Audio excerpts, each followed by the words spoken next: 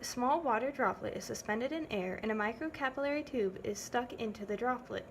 We're asked to find the instantaneous flow rate Q of the water as it starts to drain from the end of the tube, and later we're asked to determine if Q is increasing, decreasing, or remains constant as the radius of the droplet decreases. In order to find the flow rate, we will use the Poisson equation. But before we can do that, we need to use the Laplace equation to find the pressure difference from the inside the bubble to outside. The Laplace equation says that the pressure inside the sphere minus the pressure outside the droplet is equal to 2 gamma divided by r, where gamma is the surface tension and r is the radius of the droplet.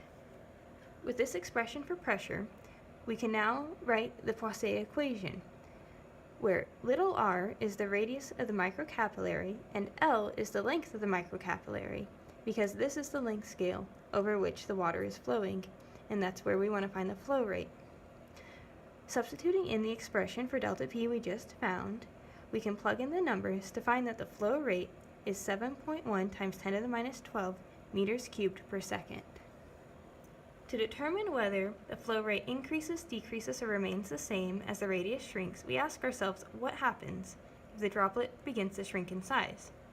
First, the radius decreases.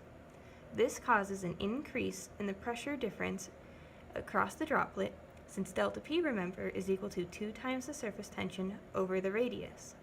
If delta P increases, then the flow rate must also increase because the flow rate is directly proportional to the pressure difference.